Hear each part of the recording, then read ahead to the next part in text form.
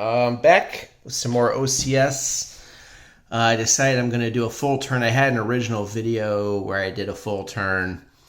I reset everything because I really screwed up some basic rules, like I posted on Facebook and Board Game Geek. Just basic stuff that blew my mind when trying to play. I'll go over some of the questions I had. So I reset the introductory scenario, but I want to play it like it's a normal turn instead of I just have one turn to take this. I just want to get a turn under my belt with very few units.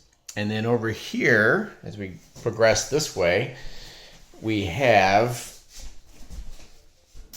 Blitzkrieg 2.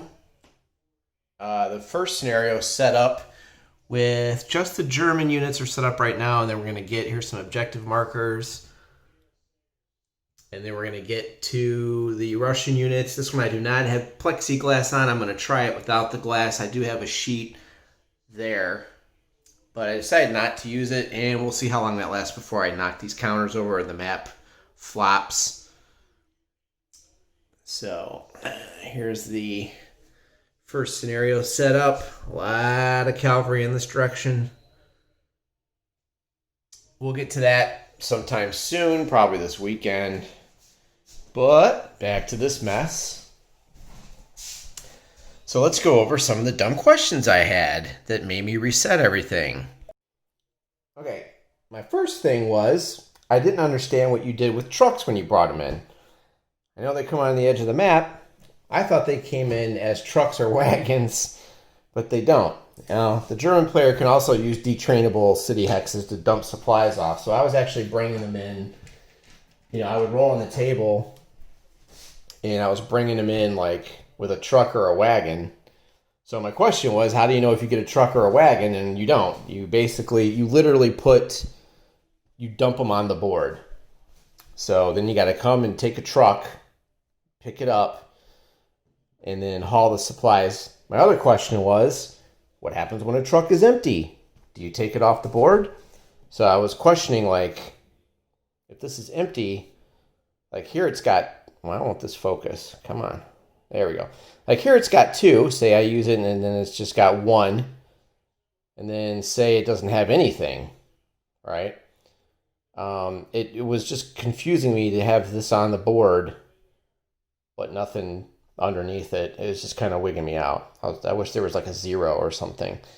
So I was taking these off the board if they were used up. Well, it turns out you're not supposed to do that. So I screwed that up. Then I also was, another no-no that I was doing was I can grab a unit here maybe. I don't know. It's going to be risky.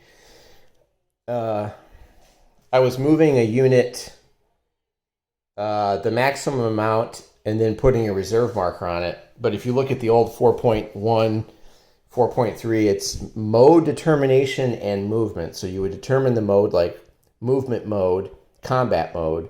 Then you put the reserve marker on it. And then you can still move, but only 1/4 of your movement. And some people, they were saying, do 1/4 of the movement and then put the reserve marker on it. So I got that question answered. And then my other question was,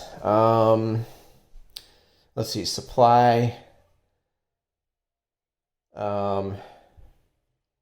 The reserve thing was really confusing. Like I've never seen like up close someone do a example of, you know, I'm going to put this, the camera always cuts back to, all right, I put these in reserve mode. I want to see it happen.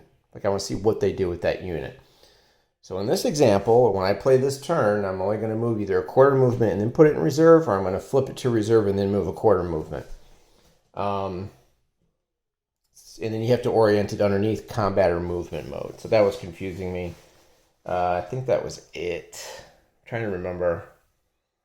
I also read the example for this one.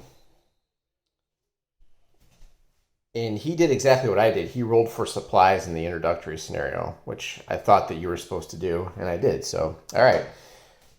Those were the questions. Let me get my laptop and let me look up and see if I had any more, just to be sure. All right, looking at my laptop, it was, can you move a unit then after it's done, slap a reserve marker on it. That was not true. Reserve marker must be placed before a unit moves. That was the answer given by Eric Brosius. If you use all the supply points on the truck, you just remove the truck off the board. No, typically you move the truck back to a supply dump and pick up more supplies. So I don't know how I'm going to keep track of what these trucks have got on them. I'll be honest with you, because it's going to... they were saying they put the SP marker under the truck, and that means that it's loaded. It just seems like unnecessary stacking. Like, just give us a 0 truck counter. I don't know. Supplies don't typically come with transport. If you just get supply, it sits in a dump until a transport unit comes to pick it up. This is what the trucks and wagons are for. And then my last question was, a hip shot has to be called before, after, or during a unit's move. You can do the hip shot before or after a unit's move, but not during. Okay, so I got those answers, and then someone else said each unit gets to choose a mode as it starts. If you choose reserve mode, then it can use 1/4 of its movement. Trucks stick around to move more points. Not sure what your question was on number 3. Number 4, the hip shot. I said okay, and then it devolved into an argument about cheesy fog of war things or something like that. Anyway, typical of Board Game Geek, the thread went off the rails and they started going at each other. Something about the truck lets you hide the truck unit under its loaded supply. Your opponent should not know how much supply is loaded on your trucks. And then someone replied, if you're a certain type of internet sado looking for theoretical nonsense problems. And then they all went back and forth and blah, blah. So that was the answers to my 4 questions. And now I feel like I'm ready to do this. And I also got wrong when I attacked a stack. I did not add the stack and divide it by whatever. I did each one individually. You're supposed to count the whole stack as 1. I did that wrong too. The intro scenario is supposed to be 1 turn only, but I want to experiment with some things. And the first thing I want to experiment with, and I learned, kids, if you check my blog out today, I put up an article, hudsonshideout.blogspot.com. I didn't really get the overrun thing with you can't use a road to avoid it, but now I get it. I read an example of play from the OCS depot, and he was talking about you can't use, a road to avoid penalties for prohibited movement, and you need to think about it from the attacker's hex. You're moving and trying to flank and maneuver in the hex that you're doing the attack from. So it makes a lot of sense. So once I started thinking of it that way, I was like, oh, that does kind of make sense. So here, this has been a thorn in my side. You have to remember that you can't be prohibited from going into the terrain if you want to do a overrun. And my question is, if there's a road in there, technically I'm not prohibited, so can I still do the overrun in there with tracked and truck? Because it's otherwise prohibited. I get it if I'm doing it from my terrain, but what about the defender? So I'm going to have to look that up, see what they did. So let me check that. I'm going to look in the example of play and see what they did. So that was my question on that. So the way I'm reading this is, units cannot use features such as roads or bridges to bring the hex's movement point cost down, to negate prohibited terrain, or to meet the restriction of 6.1D. So I get if there's swamp here, but there's swamp there, but I'm doing the overrun from this hex. That's where the rule confuses me. It's not telling you what hex to look at.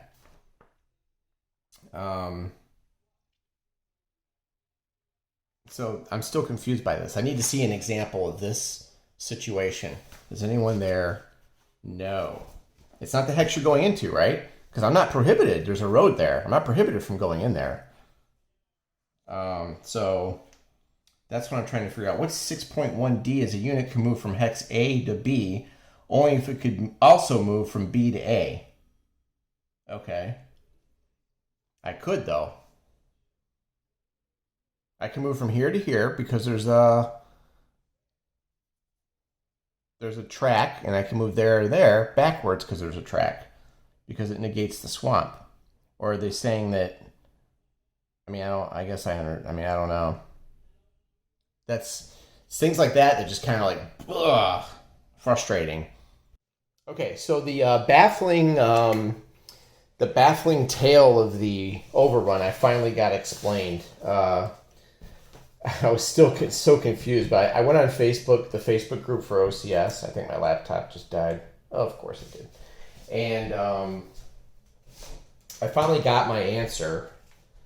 Let me just power this baby back up. Let me get my tablet real quick.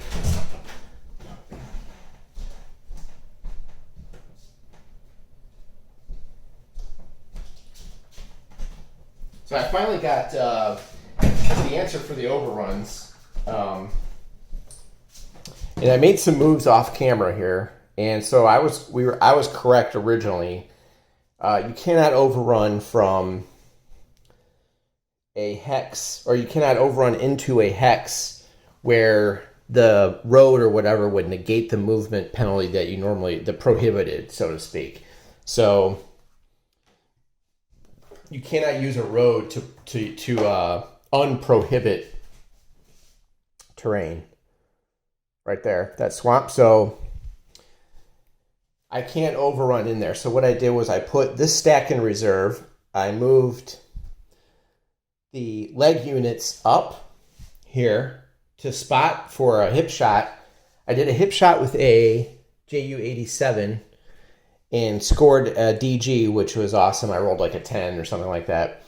And then so they're in reserve, and obviously I'm not going to be able to do anything this turn because it's 3 movement points just to do an overrun. But it's set up for, if this game were to continue going, it's set up for me to attack them. And this is a unit that already has a step loss. So it's set up for me to attack them and then also take the reserve units and move down this road here. So I did get the answer. Let me see if I can read it. One sec here. I have to go to the old tablet because the laptop is dead. Got a great answer from especially Chip and all those guys here. This might be a little bit outdated. It's been a while since my tablet was... Ooh, look at all that. Okay. And then someone came in and almost posted the same thing that I did. Okay, so I just got to find... my post here. Hold on one sec. Okay. The good answer from Chip was pretty sweet, and he kind of broke it down, and at the end he was like, you can never attack a hex that the movement rules prohibit it from entering. So track and truck here could not do swamp, right? Plus, that applies even if the tech terrain effects chart seems to indicate otherwise. So like, a road, right? So in this case, you're thinking, oh, well, the road says that it negates that swamp, but you can't attack into a hex that you can't move into, and the overrun negates the road. So therefore, you can't do an overrun into a swamp. Okay. I got another answer. The simple answer to your question is no. Track MA units in Smolensk are prohibited from entering swamp terrain. Absent a road, track, or rail. In an OR situation, a road, track, or rail cannot be used to enter the hex. So here, the OR would be prohibited because it's an overrun. Chip's summary above concerning these movement situations is really good, and I would encourage newbies to print it and keep it handy while playing OCS. So that's the answer to that. So I actually played it right. Now, elsewhere, I marked out the supply and how I was going to do this. If I have to get supplies to the front. The wagon is still under there. These are the supplies I brought in from the roll on the table right there. The supply table that you get at the beginning of the turn. And here, I moved the HQ up to here in movement mode. And I had to put a little dash to remember that I moved him. They're going to throw with truck movement to him, and then he's going to be able to throw the supplies to the front as I do the attacks. Then, yeah, it's a lot happened off camera here. Let me get out for you. I got to turn on my flash too. Sorry about that. Then, got a little bit of a glare. I see it. Okay. Here, I split the 7th Panzer Regiment Mobile Infantry up here as a spotter. I hip shot this hex, and lo and behold, it got me a DG on a unit that is already at one step less. And now it's DG'd. Okay. I moved the artillery up to here so that later it can barrage the hexes. And I fueled up using the 7th Panzer organic truck, which has stayed behind here to kind of get stuff done. Then I took this entire stack into movement mode and went from 15.25 using the road here. And it is perfectly clear. Okay. And I'm going to overrun that hex. And we've used 2 of our planes. We've used a reserve marker. And this is only the beginning of the movement phase, mind you. What else happened? That was it. Oh, this guy had moved up earlier. This is a independent unit, the 900th Infantry. And I gotta get my rule book ready here. Tablet. Got lots of stuff going on. That's an independent unit. That infantry brigade right here. That's an independent unit. So he moved up earlier in movement mode to become a spotter, and I forgot why I did that. Probably for a hip shot later on. The issue here is going to be that that's a swamp, and that's going to go back to the same rule I had before, so I cannot overrun from that frickin' hex. Fuck these swamps. I also ordered Tunisia 2 today. It was in stock on the MMP website. And I thought we'd do a different theater of war, even though I'm an Eastern Front guy. I try to buy everything Eastern Front, but yeah, sometimes you got to play some Brits and stuff. I do have some Market Garden stuff, so I have my favorites. Okay. I'm not really sure why I put him there. I'm pretty sure it's because I want to do a hip shot and then later on a normal attack. Okay. So we have an overrun here into this hex. That's legal, I think. I don't even worry about that. They moved up to here, and then they're going to do an overrun from an open to an open. Things that have not moved yet. Sorry, I just had a burrito. It's the 12th Panzer back here. This whole stack. Now, I got a buddy coming over tomorrow. We're actually going to do some OCS, but not the way you would think. We're doing OCS co-op together in peace and love. We're actually going to try to learn the rules, and he's going to take... I'll probably reset this, and he's going to take a unit, like a 7th Panzer, and I'm going to take, like, the 12th Panzer, and we're going to walk through this, and we're going to consult with each other and try to figure it out. Or, you know, we might just hit this, but I'm really worried about these stacks on the GD2 here. I'm really worried that maybe bad things might happen because I didn't use the Plex on this. It's back there. So, not too sure about that getting bumped. I don't know what I want to do for that yet. Okay, back to the main event here. I probably should have used the lower tripod on this so you could get closer to the action. So we'll just kind of go right about there. All right, so we have an overrun here into here from this hex. He's actually... Man, I am so out of practice with tweezers. This is bad. He's actually right there. Okay. So I just put these off to the side so you could see what was in it. I had to go movement mode or else I wasn't going to have enough because it was like... It's on the track, it's 1. So we're looking at let's see here. 1, 2, 3, and then 6. And a lot of these couldn't make that. Yeah, 8. So, let's see. Why did I do that? 1, 2, 3, 6.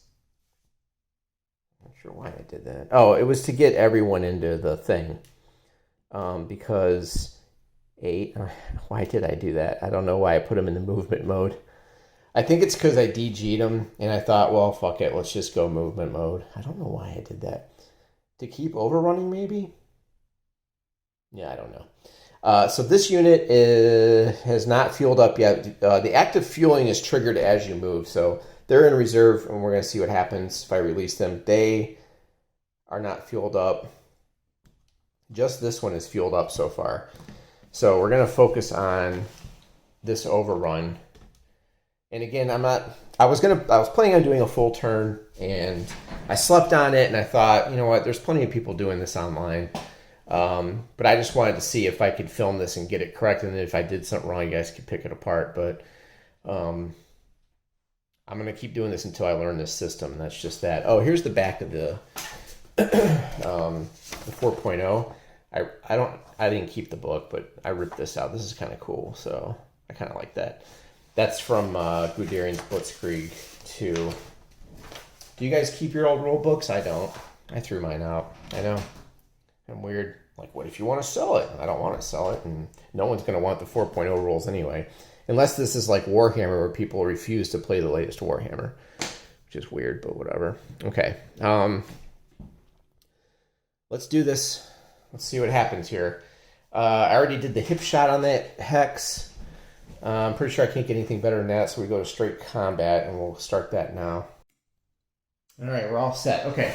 I switched tripods so we can get closer here. The action isn't as sweeping in this little scenario here. So let's take a look at what we got going into this Hex here. We've got a 2, 6, 10, 14. We have some armor. And the defender is DG'd. 1 step down and then a hedgehog. So this is what we're looking at. So the hedgehog's going to provide anti-armor effects. And he's also got anti-armor effects, but the hedgehog is equal to red anti-armor effects, so it's times 1.5. So I don't think you can times 1.5 yourself twice. But I've seen weirder things in games. So, reduce the times 2 terrain effect for attacking armor or mech to 1.5 when the defender hex has the same or higher level of AT, and it's done by unit. Heavy AT effects are given to hedgehogs, all yellow-coded units, red-coded units with a tank symbol, and anti-tank guns. Light AT effects are given to red-coded units which do not have a tank symbol. So this is heavy.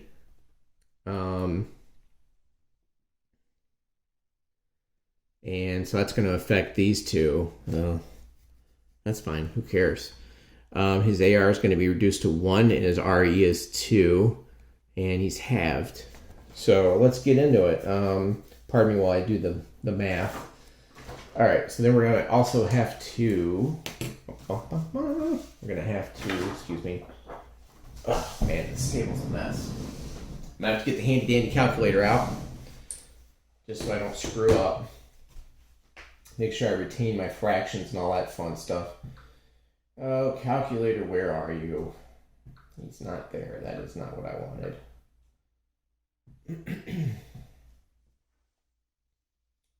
He is right there. Okay, let's brighten this up a little bit. Everything I own is out of battery power. I don't know what's going on around here, but everything needs to be charged. It's really fucking annoying. First world problems, I guess. All right. So this is a Overrun Attack, and we do get a bonus to the surprise roll. I'm trying to find room for all my shit here. You just have to bear with me for a second. It's the things you don't see off camera that are great. Just great. Okay. I don't need this. All right. We have the hedge is doing that. The defender can pick the defensive terrain. It's going to have to be open. Suckers. All right. So normally it would be times 2, but it's only times 1.5, like I was saying.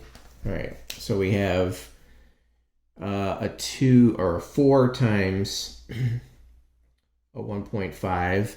We have another 4 times a 1.5. I believe I'm doing this right. Okay.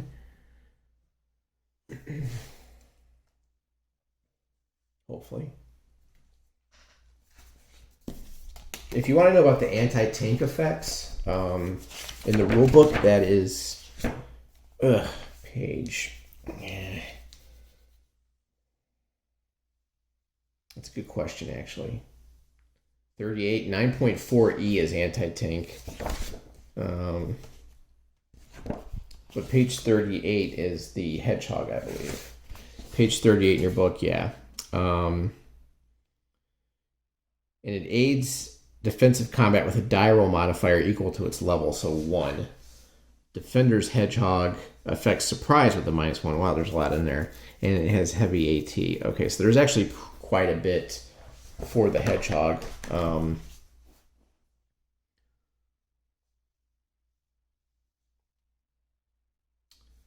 A hedgehog aids defensive combat with a die roll modifier equal to its level. So it's -1 DRM already. And then a defender's hedgehog affects surprise with a -1 DRM. Okay, not good. And then it does the heavy AT. Okay.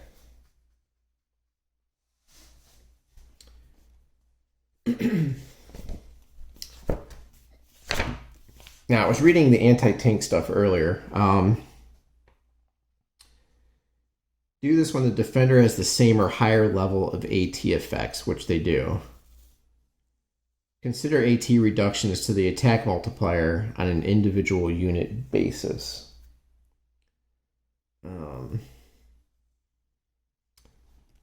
I think that's about it. Other than that, we've got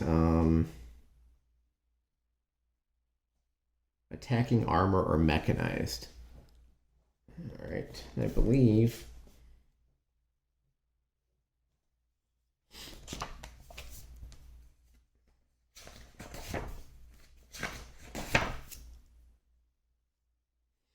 it's not an armor unit, it's not a mech unit. Okay, neither one of those two. All right. Even though they have that movement, you have to look behind here for the color. And then we have just a 2 and a 4. All right. So that was calculated on an individual basis. So I'm just going to get some pre-odds here real quick. I hate this tablet. I wish I had a real tablet.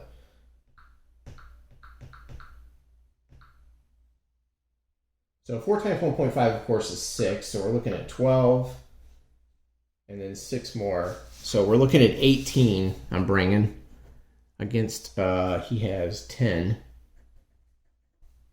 Due to that DG. And if you remember correctly what a DG does, let's just go over it real quick. They have their combat, barrage, and movement values. And they subtract 1 from their action ratings when they're DG'd. Oof. And they're down a step, so it's definitely 0. Actually, then that means their action rating is -1. They subtract 1 from their action rating. The original unmodified action rating is used on the attrition table. Okay, that's normal. All right. Yikes. And they're suffering from a step loss. Step loss is...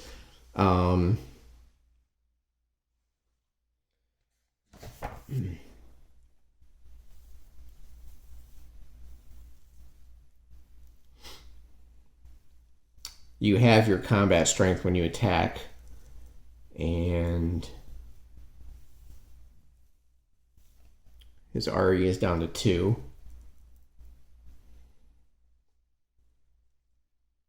Okay, so it doesn't affect his AR. Okay. A multi-step unit missing 1 or more steps halves its combat strength. If it is missing more than half of its original, the combat strength is also halved on defense. Oh, that's what I was looking for. Okay, he's not missing more than half. So his AR is 0. The step loss does not remove the AR directly. Okay. All right. So his AR is going to be 0, and of course I'm going to pick that. Let's do the motorcycles, because if I lose anything, it has to come off the AR unit that I pick, and I don't want to lose it from the other ones. The motorcycle can take that AR loss if I have to. So it'll be 5-0. It's going to be pretty sick. Pretty sick indeed on this. Okay. So if you remember correctly, when I did the combat example before, they wanted us to follow the table to the limit. It said, while learning the system, use this summary for each combat and follow the steps rigorously in order. All right. Both players expend the required SP. All right. It's SP time, my favorite. All right. The defender is 2T. If 1 RE or less, it's 1T. He is not 1 RE or less. He's 2 REs, which is that number right here. And it's been modified by this. Oh, but wait. I forgot about the DG here. Hold on one sec. Oh, God. I'm having... it's not COVID or anything. I'm just having some issues there. Okay. Okay, it doesn't... Being DG does not affect their RE, of course. Okay. All right. So they only need one T of supplies, and there's plenty up here somewhere. Let me just see if I can dig that out. Oh, look at that. This is going to go down to 4 Ts. Oh, actually, no, it's not. It's going to go to 3 because we used the top one. Ugh.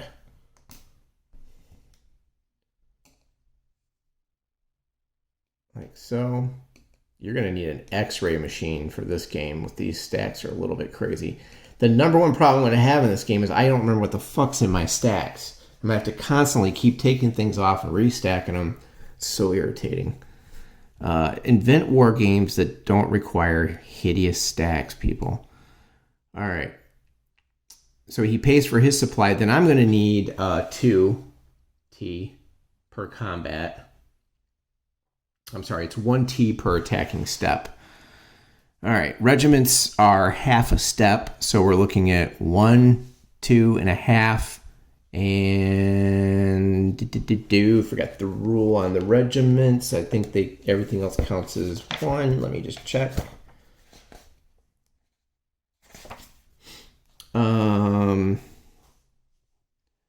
Battalions are 1/2. All others are 1. So 1, 2.5 round up. 3 supply points. Yikes. We have plenty, though. We have plenty. Let's take a look at what we can do about that. All right. If I plan this out correctly, all should go well. Using truck movement, I'm going to throw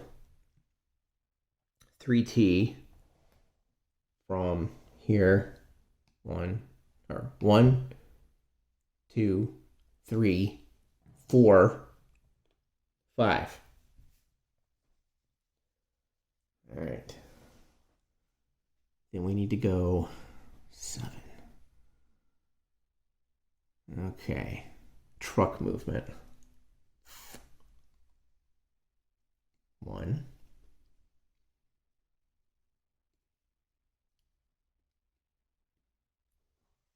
Well, we have a range of 7, sorry. And we have...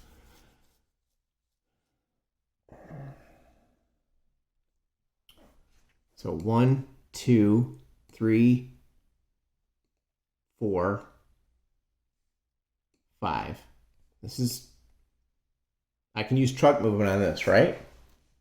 Track, other terrain. Yeah, okay. Track, 1. Okay. Trucks are allowed to go over that. So that's how I'm doing it.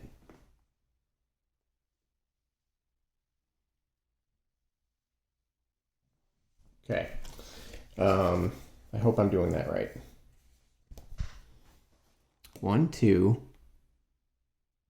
3, 4, 5, and I have 2 left over to throw from there. I hope that's right. If not, let me know. All right, so that's 3T. I did round up. Let me know if I was not supposed to round up. So this goes to 4. And then 1. Gotta give me a 1.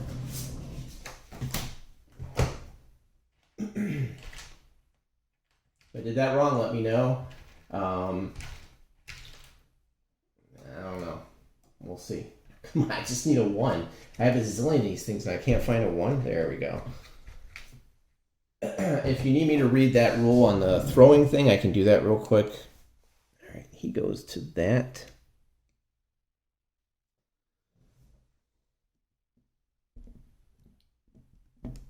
Okay.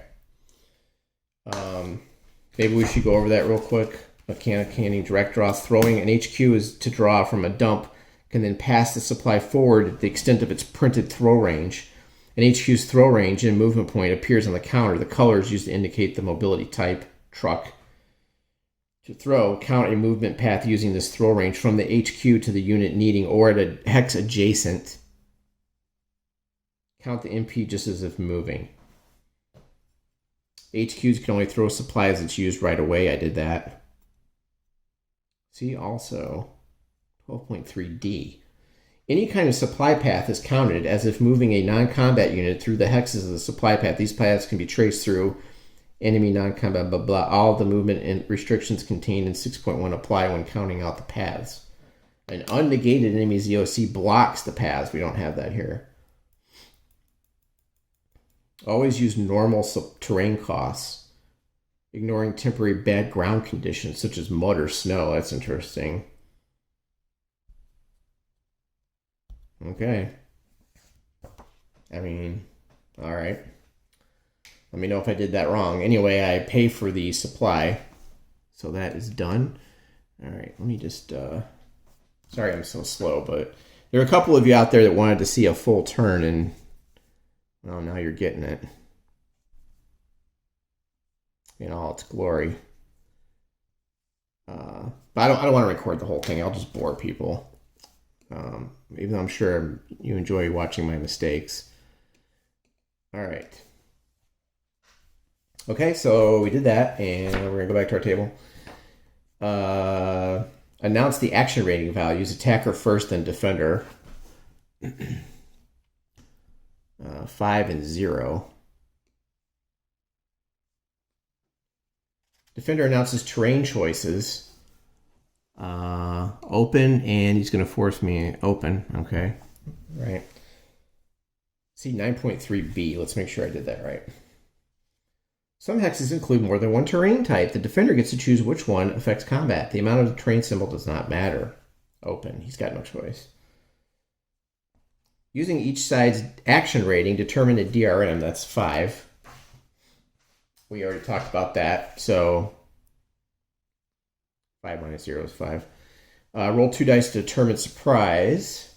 And remember, we're doing an overrun here. And I've lost my dice. Story of my life. All right. Okay. Now, if we look here, I can't forget the hedgehog. Gotta remember what that hedgehog does here. All right, let me just mark that.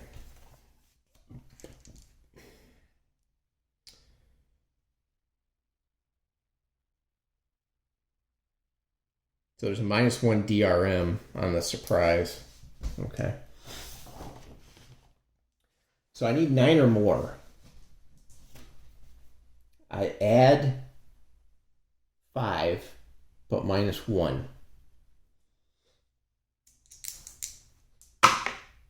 Uh-oh.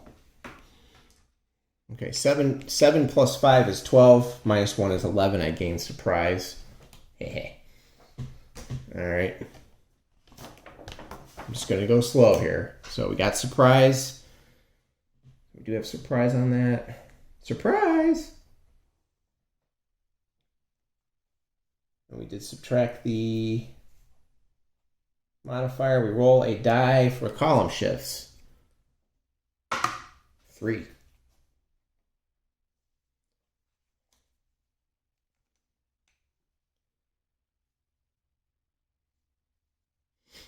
All right. Okay. Roll 2 dice and use the DRM from 9.6 to determine the result. Okay. Now we are going to be -1 on this due to the hedgehog.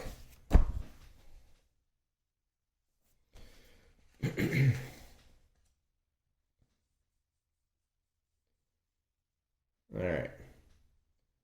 So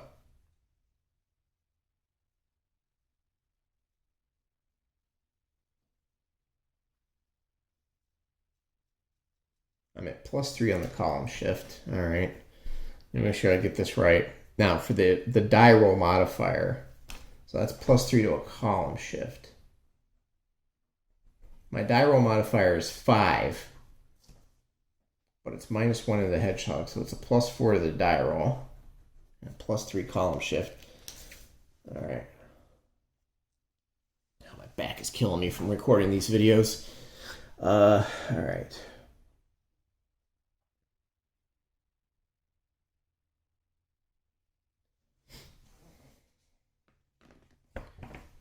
Make sure I did that right here.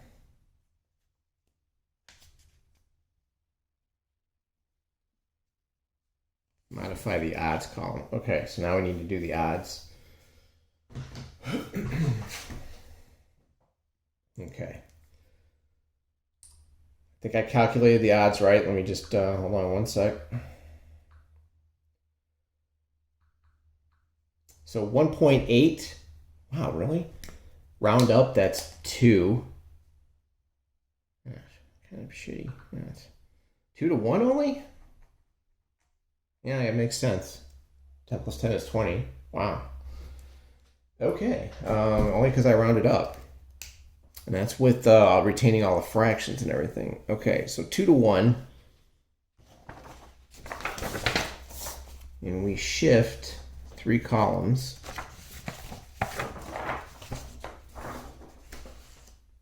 Yikes. And we're in open. So 1, 2, 3. That puts us on 8 to, oh, whoops, sorry. No, it does not. Hold on. 1, 2, 3 puts us on 5 to 1. And there's only +4 to the die roll due to the hedgehog. So 5 to 1 +4 to the die roll. 6.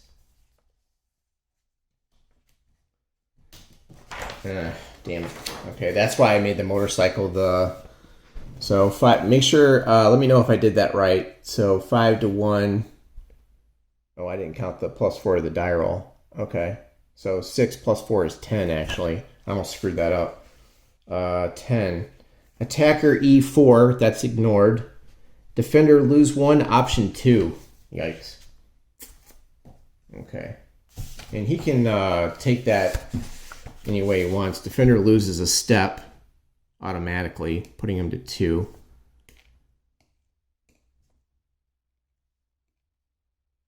And then he has an option. You can fulfill the option by, I have to look at the choices here. The choices to do that are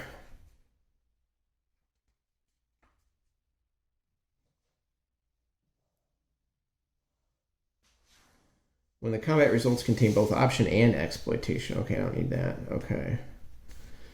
Attacker always goes first, executing his combat results. So I got exploitation 4, but I have to ignore it. All right. Option results may be taken as a combination of step losses and retreat hexes. Okay.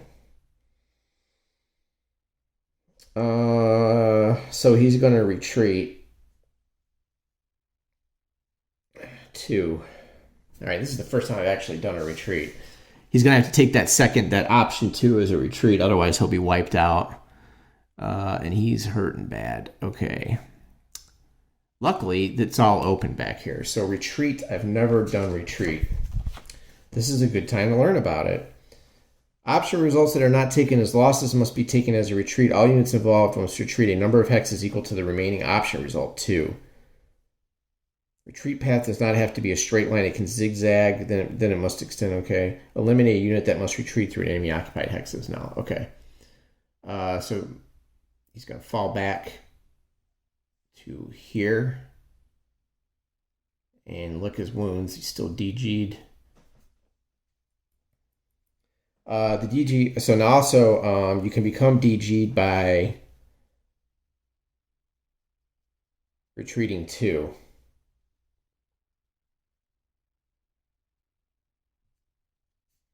Now we have to look up what happens if you're DG'd and you're DG'd already. I think you just ignore it. Let me check. This is good. We're actually learning something here. Apply a DG result the instant it retreats into the second hex. Okay. A unit that is already DG'd suffers no further effect except as noted in C. If units that are already in DG mode retreat into an enemy's ZOC, inflict a step loss. No, we're good. All right, interesting. And then I am allowed to go into here. But at this point, I still have a lot of movement in these other units. This is the hard part. Well, you have to take the whole stack, so... God, there's a lot to track in this game. 1, 2, 3, 6. It costs 3 to do an overrun, so he's down to 10, 10, and 10.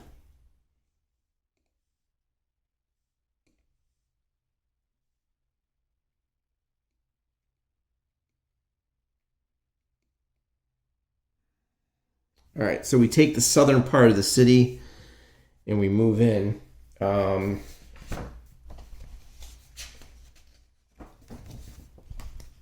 I think I can overrun again, but I'd have to leave the bottom unit. Is that correct? I think I'd have to leave the motorcycles behind. I believe. Man, overruns are very complicated. There's a lot of little rules that pop up that I can't remember. I thought I had this down, but I don't, obviously. Reach 13. All right, let's just double check.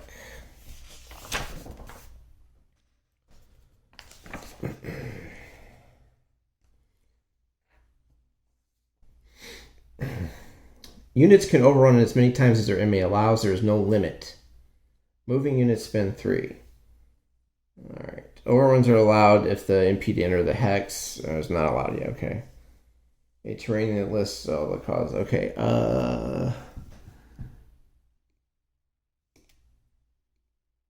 Now we're getting in the city. That's where it's going to be not good.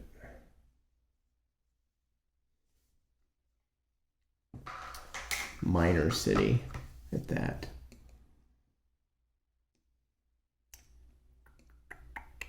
And I forgot where this goes here.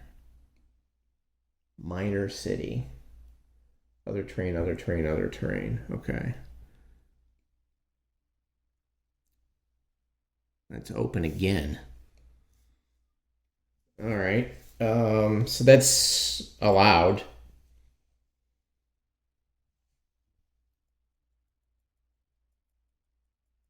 The same moving stack can make several overruns. No unit ever gains exploitation.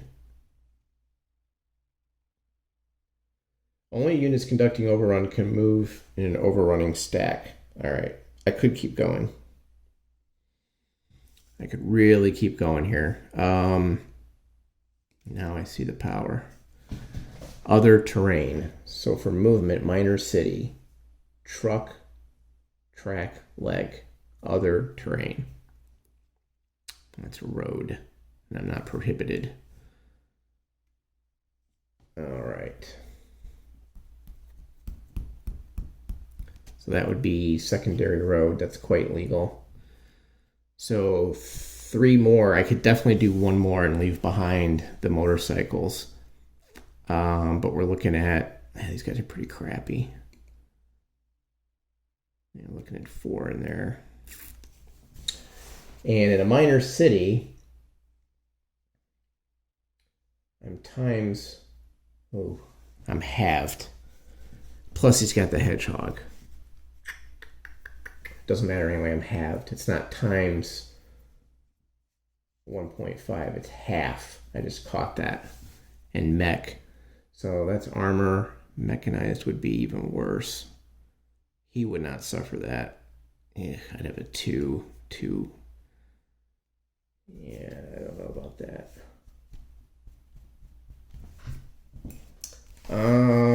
That might be risky. Or I could just throw caution to the wind and do it, you know. Red is mech unit. I don't have any red, so we're all actually considered armor. These two, that would be armor, and infantry. Half, huh? Yeah.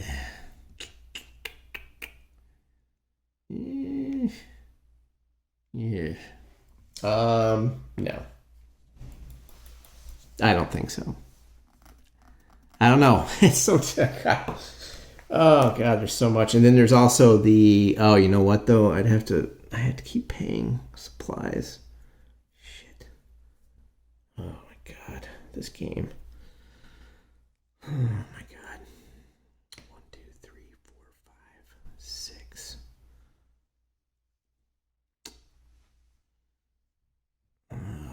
Do I want to keep pushing? I had supplies for so much other stuff. God,